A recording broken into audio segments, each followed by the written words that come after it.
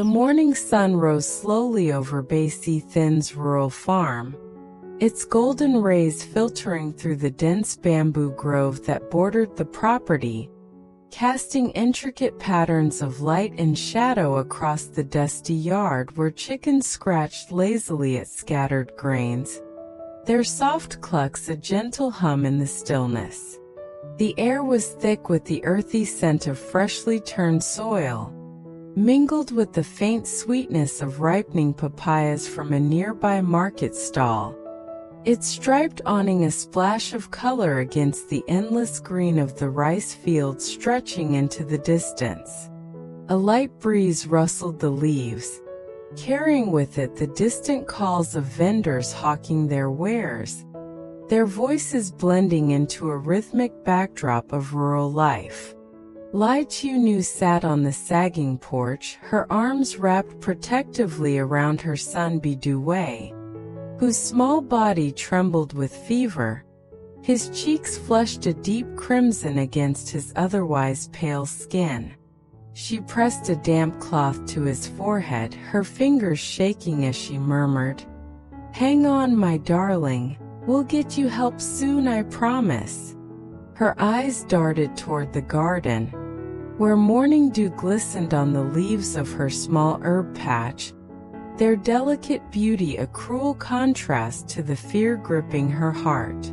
She brushed a stray lock of hair from Dewey's face, her voice cracking with desperation as she tried to soothe him, his whimpers cutting through her like a knife. James, known to the locals as Truong, emerged from the wooden shed, his hands rough and callous from stacking firewood, his shirt clinging to his back with the sweat of early labor.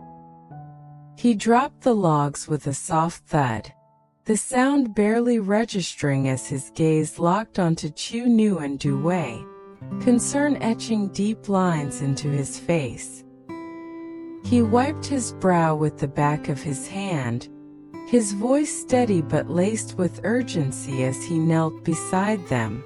"Nu, how's Wei holding up? He looks worse than last night. He's burning up."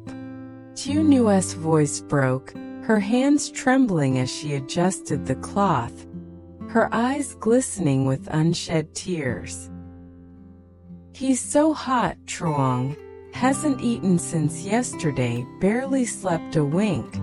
I think he needs the clinic, please. We can't wait any longer." Truong's jaw tightened, his hand resting on her shoulder with a reassuring firmness, his tone a mix of determination and tenderness. "We're going right now. I'll get the truck. Keep him wrapped up tight." He stood swiftly, his boots crunching on the gravel path as he strode toward the vehicle, its faded red paint chipped and weathered from years of use, reflecting the morning light in dull patches.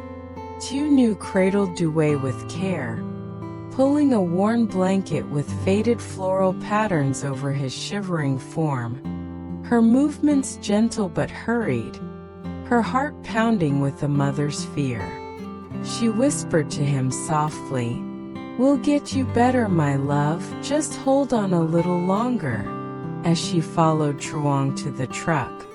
The engine sputtered to life with a gruff roar, and they set off down the dirt road, the countryside unfolding around them in a blur of vibrant green rice fields swaying like a living sea, market stalls buzzing with early shoppers, their colorful wares a stark contrast to the gray worry clouding Tieu Nu's mind, and farmers dotting the landscape with their bent figures, tending to crops under the rising sun.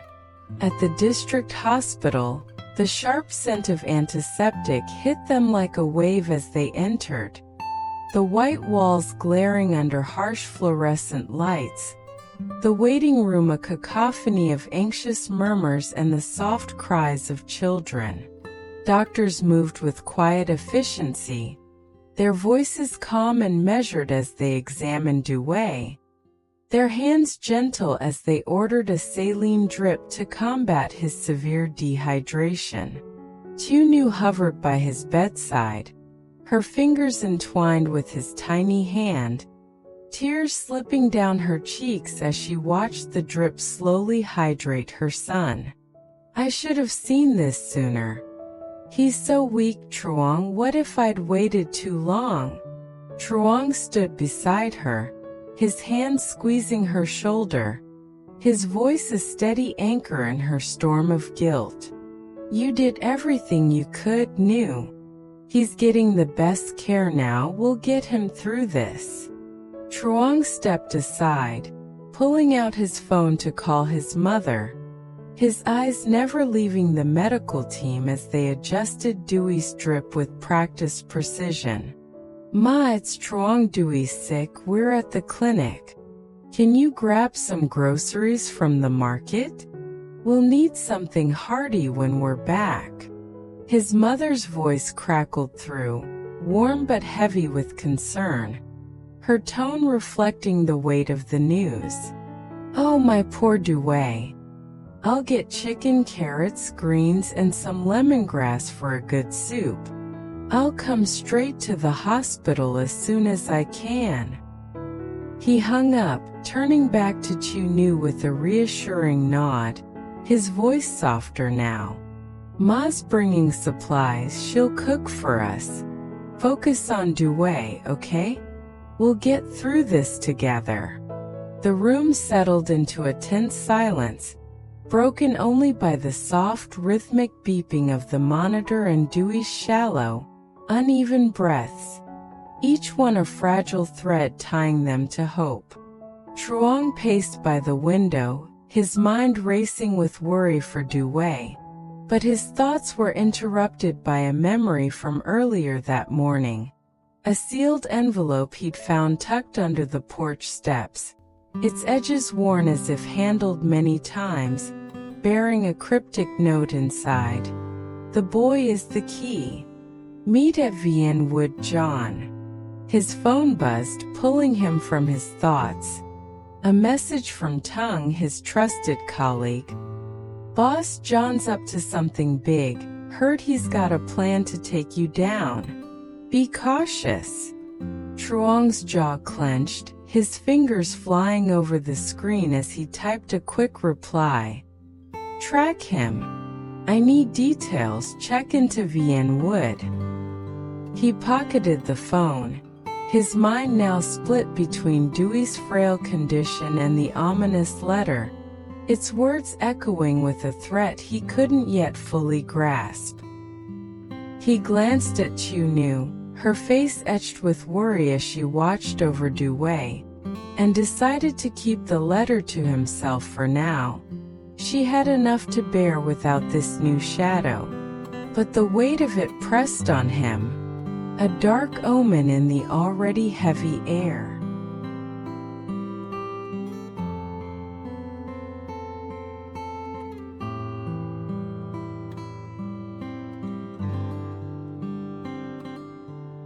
The next morning, sunlight poured through the hospital window, its golden warmth softening the sterile room where Dewey slept peacefully, his fever finally broken, his small chest rising and falling with steady, reassuring breaths. The pale light caught on the 4 tubes still attached to his arm, a reminder of the battle he'd fought, but his cheeks held a faint flush of health, a sign of life returning. Truong stretched in the hard plastic chair beside the bed, his muscles stiff and aching from the long sleepless night, his eyes heavy but alert as he checked his phone. It buzzed with a call from his mother, her voice cutting through the quiet morning air. "Ma, where are you at?" he asked, his voice rough with fatigue, the strain of the past days evident in his tone. Her reply was bright, tinged with a palpable relief that mirrored the lightening mood in the room. "I'm at the market now, picking up more veggies, meat, and fresh herbs. I thought some basil might add a nice touch to the soup. I'll cook lunch and bring it over soon. Don't you worry." Truong glanced at Tieu Nu, who was gently wiping Dewey's face with a damp cloth, her movements tender but weary, her face a mixture of exhaustion and hope as she watched her son's peaceful sleep. "That's good to hear, Ma. Due ate a little porridge this morning. He's definitely improving." His mother chuckled softly, her voice warm with pride. "That's my little fighter. I'll be there in a couple of hours with something warm and nourishing." He hung up, turning to Tieu Nu with a tired but genuine smile, his voice softening. "Ma's bringing lunch. Let's keep Due comfortable until then." "He's looking better, Nu." Tieu Nu nodded, her voice soft and filled with gratitude, her eyes glistening as she looked at her son. "He's getting his color back. I can't thank you enough, Truong, for being here through all of this. I don't know how I'd have managed alone." Back at the farm, Truong's mother stood in the kitchen, the air thick with the savory scent of simmering chicken and the citrusy aroma of lemongrass, its sharp notes blending with the earthy undertones of freshly chopped basil. She worked with steady hands, chopping greens with a rhythmic precision, a soft hum escaping her lips as the pot bubbled gently on the stove, steam rising in lazy curls. The kitchen was a sanctuary of warmth, the wooden counters worn smooth from years of use, the walls adorned with faded photos of family gatherings long past, a testament to the life they'd built here. Truong arrived, his truck rumbling to a stop by the garden, kicking up a cloud of dust that shimmered in the sunlight as he stepped out, his boots heavy on the wooden floor as he entered. "Ma, I'm here. Need a hand with anything?" he called, rolling up his sleeves, the familiar scent of the kitchen grounding him amidst the chaos of his thoughts. She turned, wiping her hands on her apron, her face lighting up with a weary but warm smile, her eyes reflecting the same exhaustion he felt. "Perfect timing, Truong. Help me boil these veggies. We'll add carrots, greens, lemongrass, and a touch of basil to the broth. It'll be just what Due needs to regain his strength." Truong grabbed a pot from the shelf, filling it with water as he inhaled deeply, the comforting aroma wrapping around him like a hug. "Smells like healing already, Ma. Dewey's going to love this. It'll bring him back to himself." As they worked side by side, peeling carrots and rinsing greens, his mother's tone shifted, her voice lowering with a cautious intensity. "Have you heard anything more about that letter, Truong? Or Nu SX? I've been worrying all night. It doesn't sit right with me." Truong's hands paused over the carrots, his expression darkening as he recalled the cryptic note, its words seared into his mind. He set the knife down, his voice low and tense as he met her gaze. "Tung's been digging into it," he called earlier. "The letter mentions a deal between John and Nu SX, something about using Due as leverage. John's also been pressuring our suppliers at VN Wood, trying to squeeze the company while I'm distracted." His mother's eyes widened, her hand clutching the edge of the counter for support, her voice a hushed whisper as the weight of his words settled over her. "Using Due? That's monstrous. Why would they target a child? And John, he's always had it out for you ever since you took over the company. But to stoop this low..." She shook her head, her expression hardening with a fierce maternal protectiveness. "What does the ex want with Due? He walked away years ago, left Nu to fend for herself when she was pregnant. Why come back now?" Truong resumed chopping, the steady rhythm of the knife a counterpoint to the storm brewing in his mind, his voice grim as he pieced together the puzzle. "Tung thinks the ex might be after money. Or maybe he's trying to hurt Nu by taking Due, using him as a bargaining chip. The letter mentioned a meeting at VN Wood tomorrow, which lines up with John's moves against the company. It's starting to look like they're working together. John hits me at work, and the ex targets Nu to keep me off balance." His mother set down her knife, her voice heavy with concern as she wiped her hands on her apron, her gaze fixed on him with a mixture of fear and resolve. "That's a dangerous game they're playing, Truong.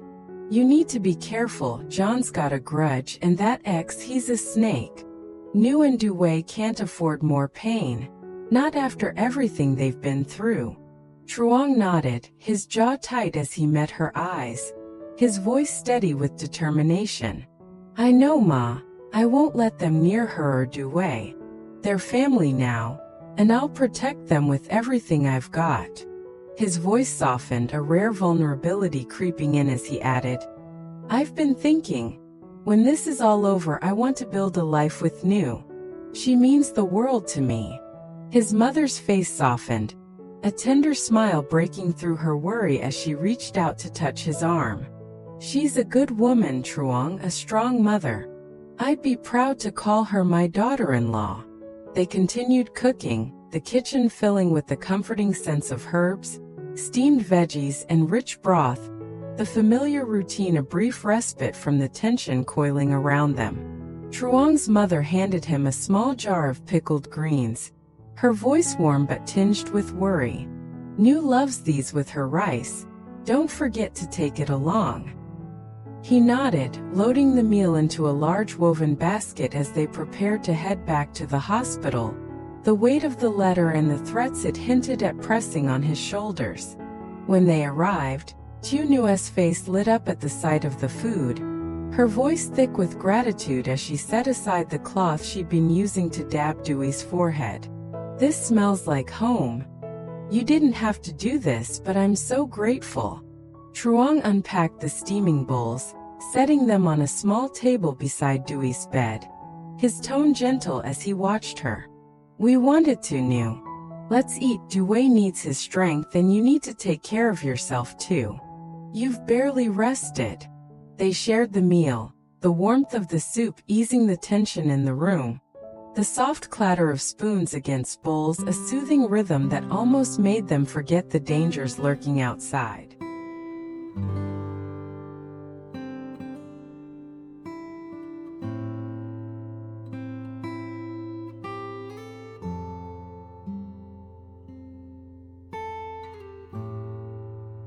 The late afternoon sun dipped low on the horizon, casting a warm golden glow across the landscape as Truong, Tieu Nu, and Due stepped out of the district hospital, the doctor's words ringing in their ears like a quiet victory.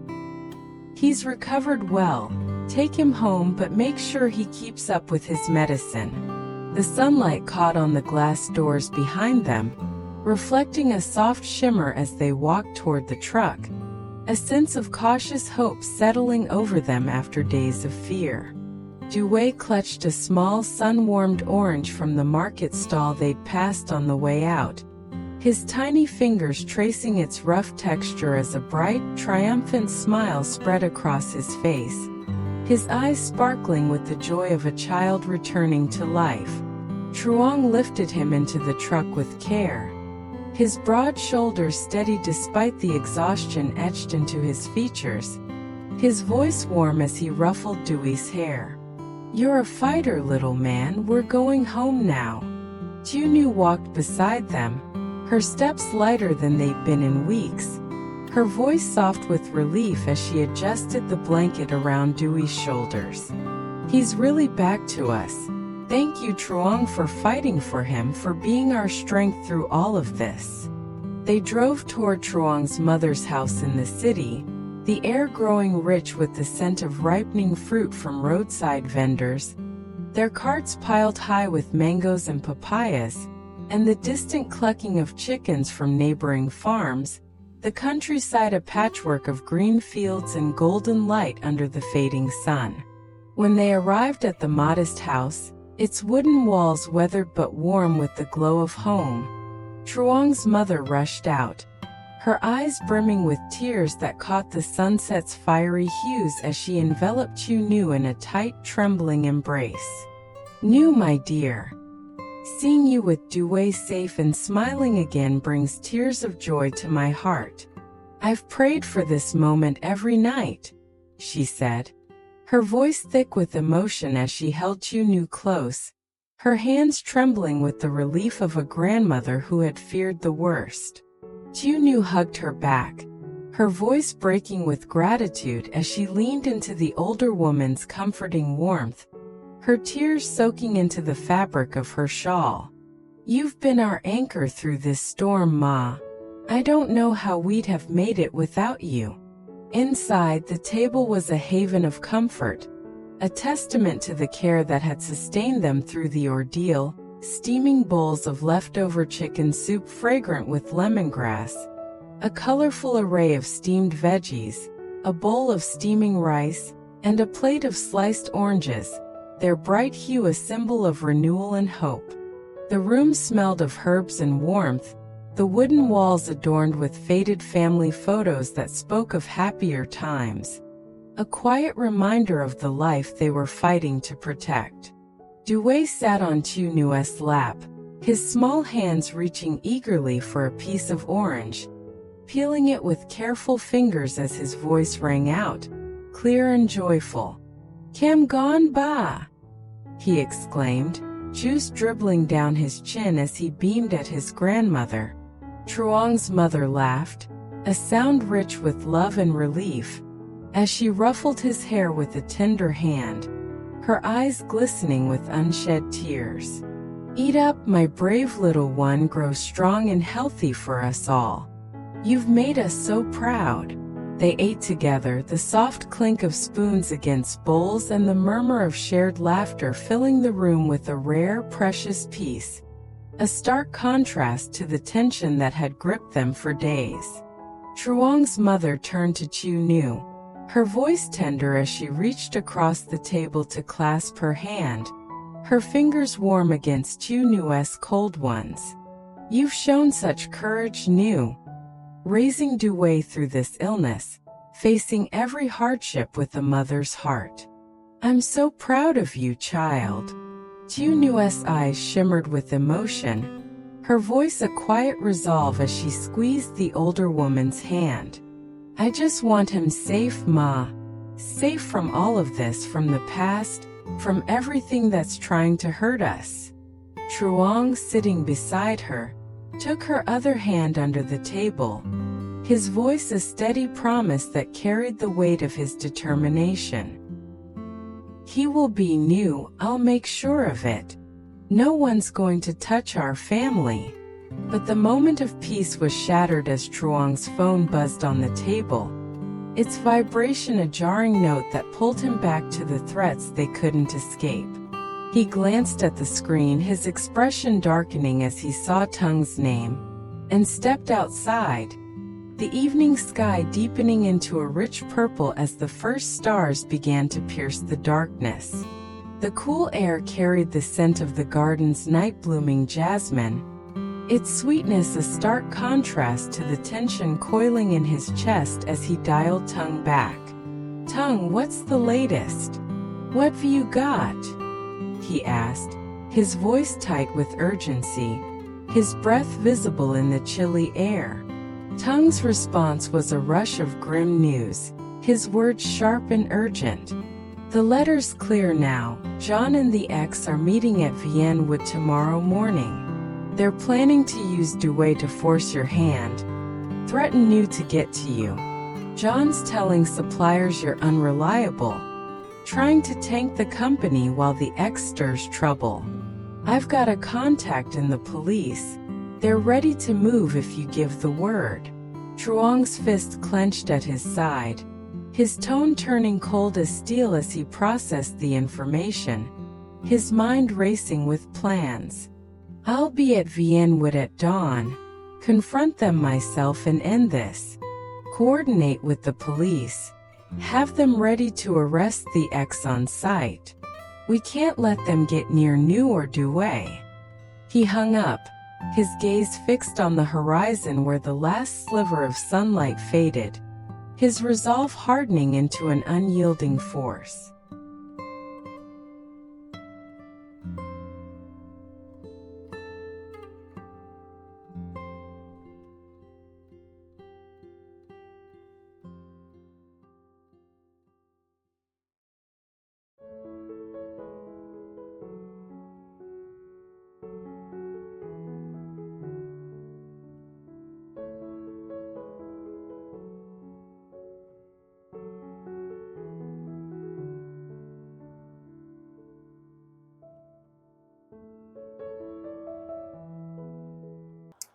but she had also been with her husband for about 50 years.